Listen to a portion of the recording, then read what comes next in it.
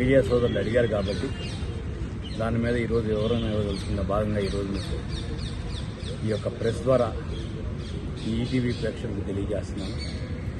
ముఖ్యంగా గుంటూరు చాలా కాలం నుంచి 1858కే ఇక్కడ మున్సిపల్ కార్పొరేషన్ ఏర్పడింది.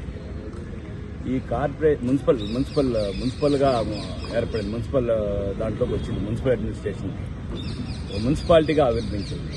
తర్వాత 95లో కార్పొరేషన్ అయింది. తర్వాత 2011లో నుంచి విలీన గ్రామాల మీద విపరీతంగా ఒక 8 గ్రామాలను కలపడం జరిగిన విషయం మనందరికీ వచ్చింది. నిన్న కౌన్సిల్లో 18 గ్రామాలు ఆమోదం కోసం కౌన్సిల్ తీర్మానం పెడితే రూరల్ మండలంతో పాటు కొన్ని వడ్చెరుకూరు మండలంలో ఉన్నాయి, కొన్ని కాకాని మండలంలో ఉన్నాయి. ఇవన్నీ కూడా ప్రజల ఆకాంక్ష మేరకు పెట్టాం. మెజార్టీ సభ్యులు అంగీకరించారు, దాన్ని ఆమోదించారు. దీనివలన ఏంటి, విలీనం అంటే ఏంటి అనే దాని మీద చెప్తున్నాను. ఇప్పుడు మన ఇంతకుముందు పరిధి చాలా తక్కువ పరిధి. ఇప్పుడు విశాలవంతమైన ఇప్పుడు ఈ యొక్క మా కూటమి నాయకత్వంలో గౌరవ ముఖ్యమంత్రి చంద్రబాబు నాయుడు గారి ఆదేశాల మేరకు, ఆయన యొక్క ఆలోచనల మేరకు ఆయన ఏ విధంగా హైదరాబాద్ని డెవలప్ చేసిన విషయం మనందరికీ తెలిసిన విషయం. అట్లాగే ఇప్పుడు అమరావతి డెవలప్ కాబోతుంది. మనం కూడా ఎందుకు డెవలప్ చేయకూడదు, మనం కూడా విశాఖపట్నానికి, విజయవాడకి దీటుగా గుంటూరు నగరం ఎందుకు ఉండకూడదనే ఆలోచనలో భాగంగా ఈ యొక్క నగరం యొక్క ప్రాంతాన్ని 225 కిలోమీటర్లు అంటే సుమారుగా దాన్ని మనం వైశాల్యాన్ని పెంచడం జరిగింది.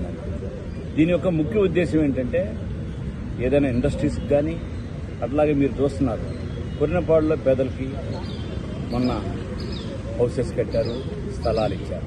అట్లాగే వెంగళాయపాలెంలో టిట్కో హౌస్లు ఉన్నాయి, పేదలకు స్థలాలు ఉన్నాయి. ఇవన్నీ కూడా మన కార్పొరేషన్ నుంచి వెళ్ళిన ప్రజలను అక్కడికి షిఫ్ట్ చేయడం జరిగింది. కానీ అది మన యొక్క పరిశ్రమ, మన యొక్క మున్సిపల్ కార్పొరేషన్లో లేదు. వీటినన్నింటినీ కలిపి రానున్న కాలంలో బ్రహ్మాండమైన పార్కులకు కానీ, ఇండస్ట్రియల్ హబ్గా కానీ, సాఫ్ట్వేర్ హబ్గా కానీ వివిధ రకాలుగా అభివృద్ధి చెందడానికి అవకాశాలు మెరుగ్గా ఉంటాయనే ఉద్దేశంతో మనం చూసాం. ఇంతకుముందు సైబరాబాదు, రంగారెడ్డి జిల్లాలు ఇవన్నీ విలీనం అయిన తర్వాతే హైదరాబాద్ మెట్రోపాలిటన్ కార్పొరేషన్ అభివృద్ధి చెందింది. అట్లాగే విశాఖపట్నం అభివృద్ధి చెందింది. మనం కూడా కుదించుకొని ఎప్పుడు మనం ఇక్కడే ఉండాలి, మనం ఇంతకన్నా పెరగకూడదని కాకుండా మనం కూడా ఒక దీటైన, ఒక మెరుగైన ఈ యొక్క ఆంధ్ర రాష్ట్రంలో ఒక పెద్ద ప్రత్యేకమైన జిల్లా మున్సిపల్ కార్పొరేషన్గా అభివృద్ధి చెందాలి అంటే తప్పనిసరిగా ఈ ప్రాంతం అన్నీ విలీన గ్రామాలు అన్నీ కలిస్తే తప్ప రెవెన్యూ పరంగా కానీ, ఇప్పుడు కూడా మన కార్పొరేషన్ మిగతా కార్పొరేషన్ అన్నిటికన్నా కూడా చాలా మెరుగ్గా సెల్ఫ్ సస్టైనబుల్ కార్పొరేషన్ మాకు.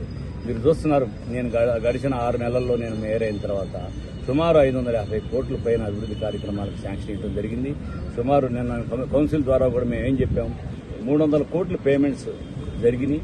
ఆల్రెడీ వర్కులు కూడా అయిపోయినాయి. ఇంకా రానున్న కాలంలో కూడా సుమారు 500 కోట్ల వర్కులు జరుగుతాయి. తప్పకుండా వీటన్నింటిని కూడా ఒక మార్చి 31 ఒక రూపురేఖలు వస్తాయి. మేము గుంటూరుని బ్రహ్మాండంగా మా ప్రణాళిక ప్రకారం, అట్లాగే మా గౌరవ కేంద్ర మంత్రి వర్యులు, స్థానిక member of parliament Pemmasani Chandrasekhar garu, అట్లాగే మా లోకేష్ గారు, పవన్ కళ్యాణ్ గారు, వీళ్ళందరూ ఆధ్వర్యంలో ఇప్పుడు గుంటూరు చూడండి, ఇప్పుడు పెమ్మసాని గారు ఎన్ని బ్రిడ్జిలు శాంక్షన్ చేయించారు, ఎంత బడ్జెట్ ఇక్కడ తీసుకొచ్చారు. ఆయన కూడా సుమారు కేంద్రం నుంచి ఏదన్నా కానీ 500 కోట్ల నిధులు ఈ గుంటూరు ప్రాంతానికి తెచ్చారు. ఓన్లీ గుంటూరు పట్టణ ప్రాంతానికి తెచ్చారు. ఇవన్నీ కూడా ఇప్పుడు నిన్న పలకలూరు బ్రిడ్జి తెచ్చారు, చిన్న పలకలూరు మన దాంట్లో లేదు. ఇవన్నీ కూడా కలపడం వలన ఏమవుతుందంటే కనెక్టివిటీ పెరిగి రానున్న కాలంలో పెద్ద నగరంగా ఆవిర్భవించడానికి ఒక తోడ్పాటు జరుగుతుందని చెప్పి ఆశిస్తున్నాం. తప్పకుండా ఈ యొక్క 33-34 నగరాలు ఈ యొక్క భారతదేశంలో గుంటూరు మహానగరంగా ఆవిర్భవిస్తుందని చెప్పి ఈ మీడియా సోదరులు గ్రామాలు విలీనం అంటున్నారు. 11 గ్రామాల్లో గ్రామ సభలు అయిపోయినాయి. మిగిలిన గ్రామాల్లో ఇవన్నీ కూడా కలెక్టర్ గారికి పెట్టాం. కలెక్టర్ గారు మళ్ళీ గ్రామ సభలు పెడతారు. పెట్టి డీటెయిల్డ్గా ఎంక్వైరీ చేసిన తర్వాతే ఎన్నికల కమిషన్, ఎలక్షన్ కమిషన్కి పంపిస్తారు. Thank you.